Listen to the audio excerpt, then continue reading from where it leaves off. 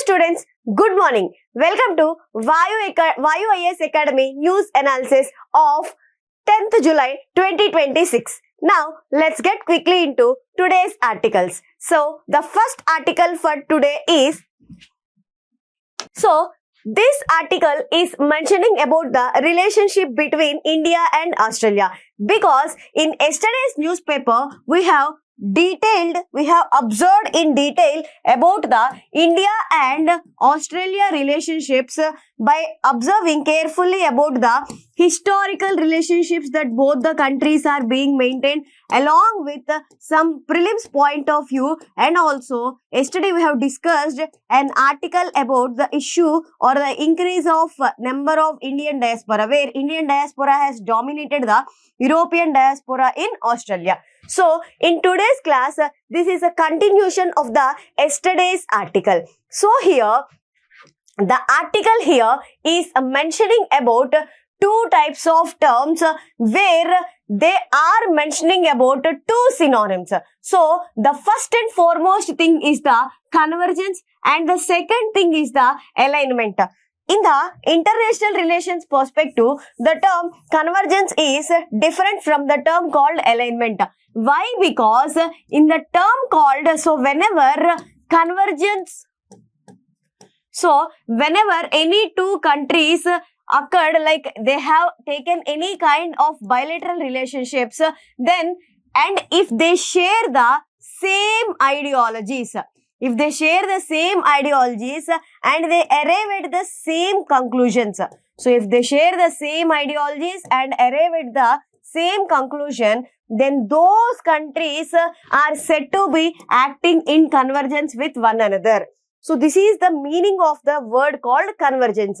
Whereas, the next level term for this is alignment. The next level term is alignment.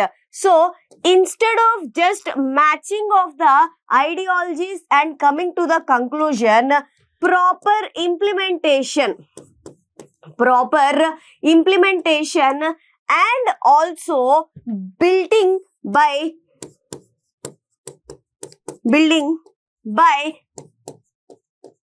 aligning each other capabilities with one another. So, this is called as alignment. Why? Because solely any kind of bilateral relationship between any two countries does not work on the concept called convergence. It needs to be upgraded into the concept called alignment. So, this is what is being discussed in this particular article. Now, before going to this particular article, we need to have some basic ideology. So, the basic terms or the basic idea what we are going to discuss in today's class is that the first and foremost thing, like what are the same ideologies and also similarity in relationships between India and Australia. So, first of all, we'll have a look on that. So, first and foremost thing is that both the countries have negated interests against China. So, both the countries have some of the issues with respect to China. This is the first factor that is uniting the both countries, and nowadays both the countries also sharing the differences in finding relationship with the USA. So, this is the first and foremost factor which are acting as a similar point with respect to opinions of both India and Australia. So, this is the first thing. And both the countries are part of many minilaterals. Let's say for example, India, Australia, Japan, India, Australia and Indonesia. So, both the countries are part of minilaterals and both the countries are part of many of the groupings across the world. Let's say for example, groupings like WTO, G20, Quad, etc. So, both the countries are part of some of the larger groupings and at the same time part of some of the minilaterals. And both the countries have economic cooperation trade agreement with each other. So, ECTA agreement was signed between both the countries. So this is where both the countries cooperate with each other in the many fields. Now, next factor, which is cooperation between and sharing the same ideology between both the countries, is that many number of exercises that is being conducted. Yesterday, I have given you names of some of the examples. Let's say both the countries are part of the some of the exercises like Malabar, Milan, Taranga Shakti, Oz Index, etc. So, both share these particular defense cooperation also. Defense cooperation also. And at the same time, both the countries are part of the China +1 strategy. So, it is nothing but diversifying the resource base apart from depending solely on the one country like China. This is also one of the similar ideology sharing between both the countries, and the agreement on partnership with respect to critical minerals supply. Critical minerals supply is also one of the uniting factor between the both the countries. So, this is how, and also along with information sharing in Indian Ocean region, where Australia is part of this particular thing initiative by India, these are the similarities or same ideologies that both India and Australia share, along with add the factor of the diaspora, which we have seen in the yesterday's newspaper. So, these are the common factors that is uniting both the countries. Now, there are some of the differences also. So, there are some of the differences also which are separating the both the countries. First and foremost thing is that mention the point given over here. Convergence must be converted into proper alignment. Why? Because without proper execution and implementation, merely having convergence does not work in the international relations scenario. And next and foremost difference is, since Indian diaspora are present in Australia, but the main thing is that they are also suffering from many kind of things. Let's say some of the issues while getting jobs and discrimination and thefts on them. So there are some of the issues that are existing even on the Indian diaspora. And also there needs to increase the relationship between India and Australia from ECTA to next level. Next level strategic partnership must be increased. And at the same time, Australia is part of the some of the groupings like AUKUS, which consists of Australia, UK and USA, where India is not part of this particular initiative. Where India is not part of this particular grouping called AUKUS. So, likewise, there are some of the differences and also some of the similarities between the way of international relationship between both the countries. So, this is what you need to understand from this particular article. And also here, one more point have been highlighted here. That is, Australia's focus is on the Western Pacific Ocean, whereas India is focusing more on the Indian Ocean side. So, this differences is also one of the factor. So, here you can also mention about Western Pacific Ocean versus Indian Ocean focus. So, add these points also for your notes. So, this is what you need to understand from this particular article. Now, see the conclusion point. See here, it is mentioning that India would not just treat them as a capital, but as a marker of strategic trust imposed by Australian families in India. So, whenever you have mentioned about this kind of social dimension point in the conclusion, it holds very good significance in your answer writing. So, this is what you need to understand from this particular article. Basically, It's started with respect to relationship between two terms called convergence and also alignment, where convergence need to be converted into proper alignment because of execution need. Okay, so this is from this particular article. Now, in the prelims and mains point of view, yesterday also I have given the same thing. So, in the prelims point of view, as I already told you, what are the minilaterals where India and Australia are part of, and what are the groupings that India and Australia are part of, and what are different straits that are present in around the Australia, and border oceans that are surrounding the Australia. Okay, so this is what you need to understand from the relationship in the prelims point of view from this article. And in the mains point of view, add entire thing that I have told in yesterday, and at the same time add about the today's article with respect to similarities and differences between India and Australia's ideologies. Now, let's move on to next article. So, see, here this is continuation, or this is just a prelims point of view. This is just a bit for the prelims point of view, where this is mentioning that Australia is the first country in order to impose ban of social media on children who are less than the age of 16. Okay, who are less than the age of 16, social media is banned for them.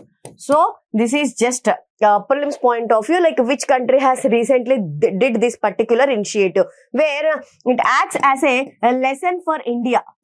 So, India also can implement these kind of things in order to reduce suicide rates among the youth and also to improve their efficiency.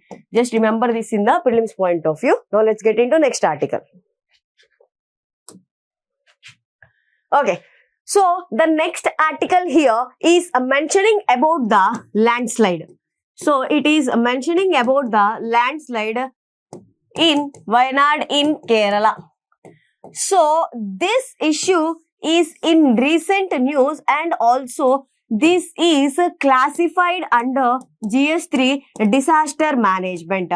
Why? Because particular disaster does not occur sole on the natural purposes. So, there are natural reasons along with the anthropogenic reasons, means human reasons, and along with that solely not only reasons but also systematic failures are also responsible for occurrence or increasing devastating effects of the disaster. So, this is what is being discussed in this particular article. Now, let's see on the factors. Now, before going to this, we need to have some of the basic idea on landslides. What are landslides? So, landslides are one of the important disasters or frequently occurring disasters, especially in a country like India, because if you observe the topography of India, this Western Ghats region and at the same time this Himalayan region are more prone to these kind of landslides and avalanches. Why? Because it depends upon the sum of the factors. The first and foremost factor, first let's discuss the natural factors, and then we move on to anthropogenic and human factors. So, first factor is nothing but topography of the soil. Means if the soil is made up of the loose material, then there is more possibility for occurrence of these kinds of landslide because of either monsoon rains or also because of cloudburst. So, this is the main reason for this particular thing. And along with this, in case of occurrence of earthquakes, then there is possibility of landslides. So, earthquake is also one of the natural reason, and you can quote the same in the anthropogenic reason also, because earthquakes are two types. One is a natural earthquake and anthropogenic. Anthropogenic earthquakes are also present because humans are one of the reason for increase on the load capacity on the earth, which is causing the earthquakes. So, along with this tortuous flow of the rivers. Tortuous flow of the rivers, especially at the point of their origin, is also one of the reason for the landslides. These are the topmost natural reasons for occurrence of the landslides. There are some of the anthropogenic reasons also. The first and foremost reason is that deforestation. So deforestation is the first and foremost reason for occurrence of the anthropogenic reasons for landslide. And along with that, there are other reasons also. Heavy indulge of tourists into that particular place is one more cause. And along with that, increasing urbanization and constructing beyond the limits. So, constructing beyond the limits is also one of the factor that is causing the landslides. Now, here, before going to understand, we need to have some basic knowledge on these Western Ghats. So, this Western Ghats is made up of steep slopes and also soil is made up of loose material. So, here comes the issue. During the times of the heavy rainfall, there is major scope for occurrence of these kind of landslides. So, with respect to Western Ghats, there are two committees which you need to remember. One is Ghats Committee and one more thing is Kasturirangan Committee. So, this committee has recommended in order to declare entire Western Ghats as ecologically sensitive area. Whereas this committee, Kasturirangan Committee, has declared that 37% of the Western Ghats must be declared as environmentally, ecologically sensitive area. So, this is what is being given by both the committees.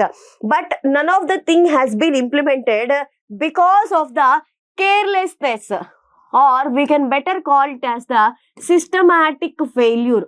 Because of the systematic failure combining with respect to natural causes is one of the reason for occurrence of this particular disaster. So, this is what you need to understand from this particular article. Now, see, here you can use that particular thing in your introduction also. A combination of natural calamity and human failure are reasons for occurrence of these kind of disasters. So, you can use those particular framing of the words for your better framing of the answers.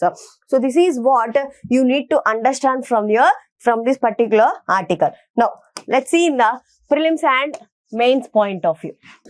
So, in the prelims point of view, this article holds very, very significant. Why? Because you need to understand the topology of Western Ghats, where you need to study about Western Ghats passes through how many states that Western Ghats passes, and also you need to have basic prelims knowledge on monsoon branches hitting, where you need to study about leeward side and windward side of the Western Ghats. You need to have basic knowledge. Along with that, you need to study what are the parks and also sanctuaries present in that particular area, and also what are the highest and lowest parks points. Okay, what are the highest and lowest points in Western Ghats and various hills over there. And also you need to have basic knowledge on the two committees as I have discussed here, Ghats Committee and Kasturirangan Committee. These two committees you need to study, like how much percentage of the Western Ghats has been declared as ecologically sensitive area according to them. Okay, how much amount must be declared according to them is the thing that you need to remember.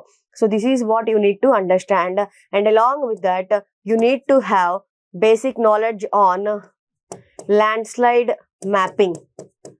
landslide zonation mapping in India. What are various zones of mapping landslides in India? This you need to have the basic knowledge upon.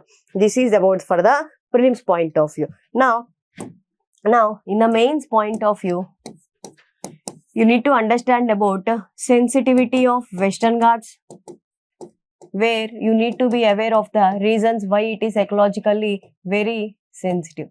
And at the same time, you need to have basic knowledge on the landslides, where you need to understand about natural landslide and reasons for occurrence of landslides naturally, and also anthropogenic reasons. So these are the things what you need to understand, and also way forward or solutions, how effectively we should mitigate the landslides. So this also you should have a basic knowledge upon.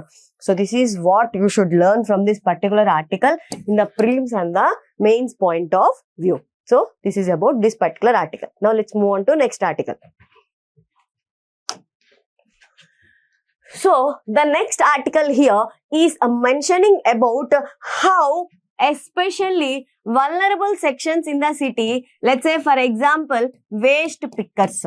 So how these vulnerable sections in the urban areas are facing many number of hurdles, where here this article is taking example of one particular person and the difficulties what they are being made. Like let's say for example, before going to see that, let's have basic knowledge on what are the different problems that are being faced by these informal workers or waste pickers, etc. Now, see, in India, around 50% of the workforce are working in the informal sector, and among the informal sector, there are some of the vulnerable sections of the society who are not receiving any particular kind of support from the government. This is the first thing. And these kind of waste pickers and kabaddi walas, these people are facing the social discrimination, where unnecessarily cases are being booked on them in the name of theft. Okay, so this is the one more issue, and they are not having proper human rights. Let's say right of entry into particular gated community. This is also an issue for them, and they are being suffered from large or huge number of communicable diseases. This is the main issue that these people are facing. And along with that, the children of these particular waste pickers and marginalized sections in the urban areas, they are not getting proper education. So dropout rates are also one of the issue among these people. So this is what you need to understand, like what are the different kinds of problems, and especially if you come over the women in those particular households, they work at very, very low wages, and at the same time they are sexually exploited. Okay, and the main one more issue is that they are out of the social security benefits. They are out of the social security benefits, where majority of the people, they are not having proper knowledge on these social security measures also. Now, these are the problems that what waste pickers and marginalized sections of the society are facing. Now, let's see this article from the prelims point of view and in the mains point of view. In the prelims point of view, this article holds very good significance. Why? Because you need to have basic knowledge on some of the schemes like Amrut and Smart Cities Mission.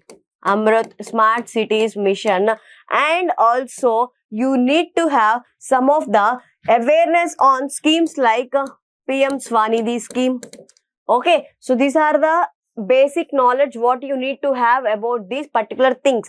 Now, Well, coming to the mains point of view, you need to understand the basic problems that what they are facing, both economically, socially, and also issues in the policy making. And you need to discuss about way forward.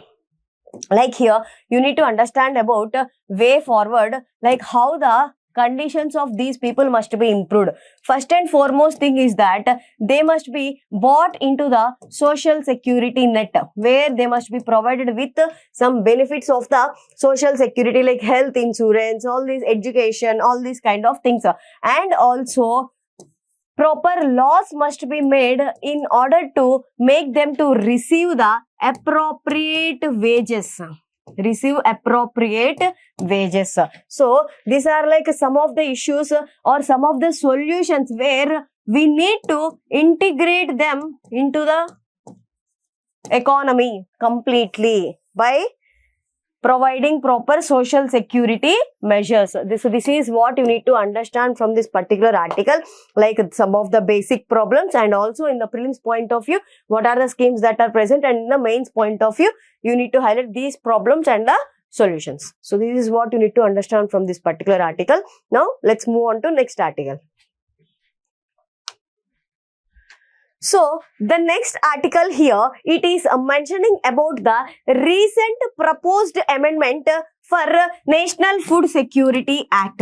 Recent proposed agreement, proposed change for bringing changes in the National Food Security Act. Before going to this, we need to have basic history or understanding of this NFSA. Now, in the 1916s, FCI, Food Corporation of India, has formed.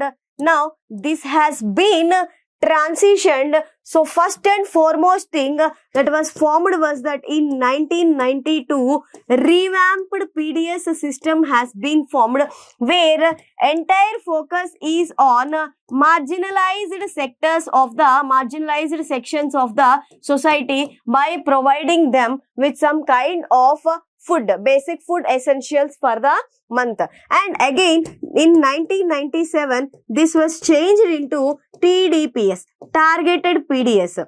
So, from revamped PDS to it has been changed into Targeted PDS, where here the population has been divided into above poverty line and below poverty line. Above poverty line and below poverty line, and extra care has been taken over these below poverty line. And in the later, in 2000s, what happened is that this concept of present day scenario has arrived, where it has been divided into two things. One is priority households and another one is Antyodaya Anna Yojana, AAY. So, in the priority households, each member of the household receives 5 kgs of rice per month. In Antyodaya Anna Yojana, the main thing is that entire family receives 35 kgs of the rice per month. So, this is the basic structure what you need to have knowledge, and this has been transitioned into in 2013 as National Food Security Act, where it is the main scheme which has been in place today. Now, this is the history of this PDS system in India. Now, here the issue is that the issue that is mainly revolving now is that with respect to Antyodaya Anna Yojana, AAY. So, with respect to this Antyodaya Anna Yojana, AAY, the main issue is that 35 kgs of food grains are being given to household. Now, this is working well. Why the government is about to, or why it is willing to change this proposed thing? Because of this, let's say, assume there is a family of 5 members. There is a family of 5 members and they are under AAY. So, each member is receiving 7 kgs per member. So, one member is receiving 7 kgs of grains per month. Whereas, now consider there are 10 members in the family. Now, each person is receiving only 3.5 kgs of food grains per month.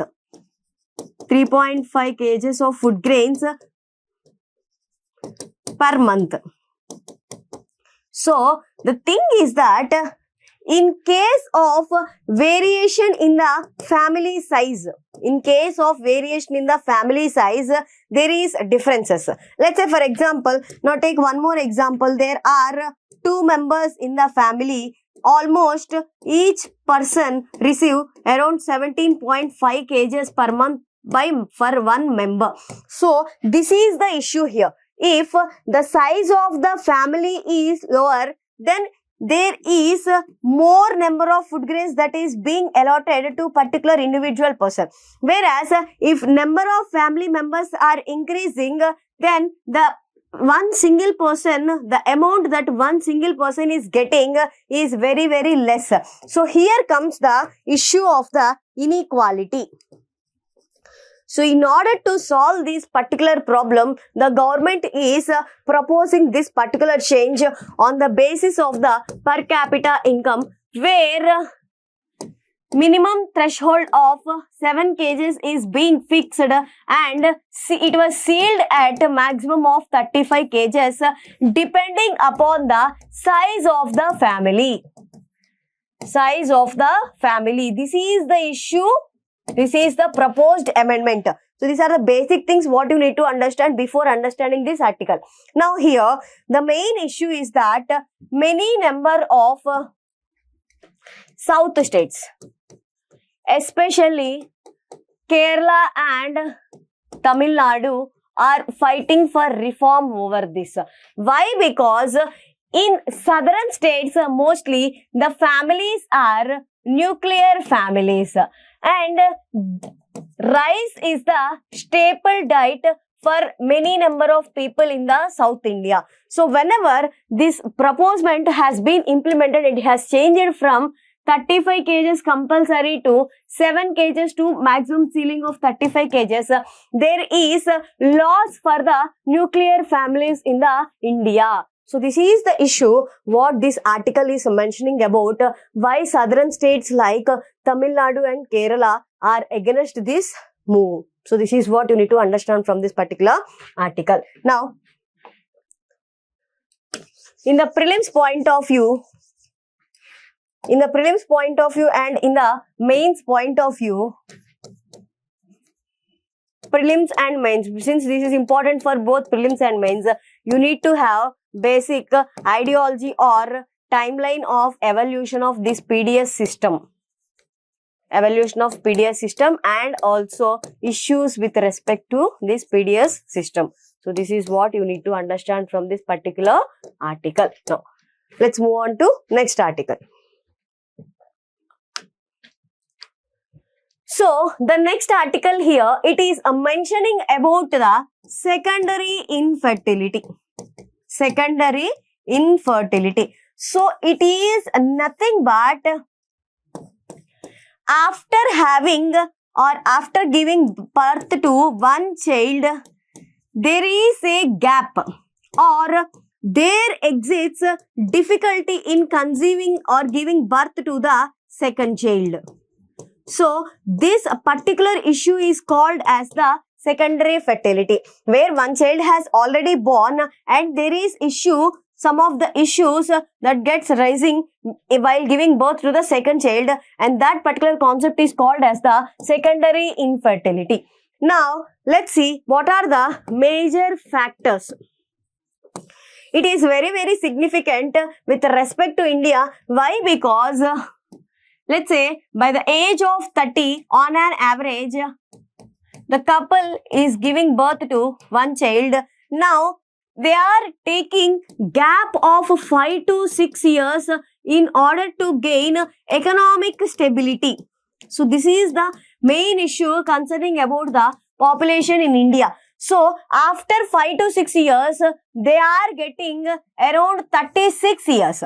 Now, this age of 36 years is an issue. Why? Because the quality of the eggs the quality of eggs at the age of 36 is an issue, and at the same time sperm count with male are reducing, and this is acting as like one of the discrimination in the society, where the couple are not feeling good in order to share these secondary infertility. So they are not ready to share about their secondary infertility. So, and along with that, social media is also acting as one of the factor, whether promoting the people to have earlyly the second child, birth of the second child, and also it is acting as a negative propaganda. So these are the some of the factors. Let's say other factors like consumption of tobacco, alcohol, and dietary changes, sedentary lifestyle. So these are the some of the changes, some of the factors which are causing the secondary infertility. So this article is highlighting about the issue called secondary infertility. Why? Because nowadays medical advancements also has improved, where many women or many families, they are ready to go with the IVF procedure. Okay, so these kinds of awareness must be created. So this kind of awareness must be created among the families in order to avoid these secondary infertility. Now let's move on to next article. So the last article for today is about global capability centers. You need to have, this article is for the prelims point of view. You need to have, or you need to understand what are global capability centers. Global capability centers are nothing but, let's say this is one parent organization. Let's say it is existing in the country called A. Now it has developed one of the child organization in countries, let's say B, C, D. So these centers are working for their parent organization which is in the another country, and these are maintaining their operations. So these are called as global capability centers. Now the issue here is that since because of the advancement of the AI, what happened is that many countries, they are shifting their office locations, and also they are expanding their bases across various countries. So this concept of GCCs holds a very good significance in the current world, and also the nature of working of GCCs have changed. Why? Because previously, before the advent of AI, these GCCs are mainly used in order to shift to low tax based countries, where the major work over there is like just like data entry, storage purposes, cloud storage purposes.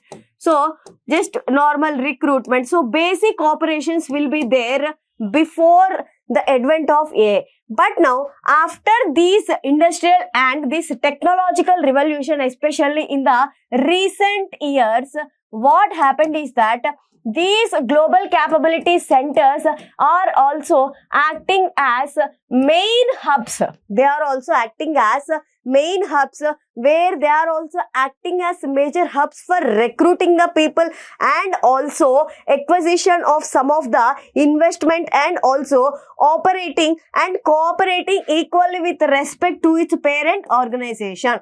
So this is what you need to understand from this particular article. So you need to have basic knowledge on about GCC. What are global capability centers? So these are the articles for today's newspaper analysis. In the next class, we'll come with tomorrow's newspaper with some of the interesting articles. If you like this video, please like, share, comment and subscribe to VAYU IAS Academy. Thank you.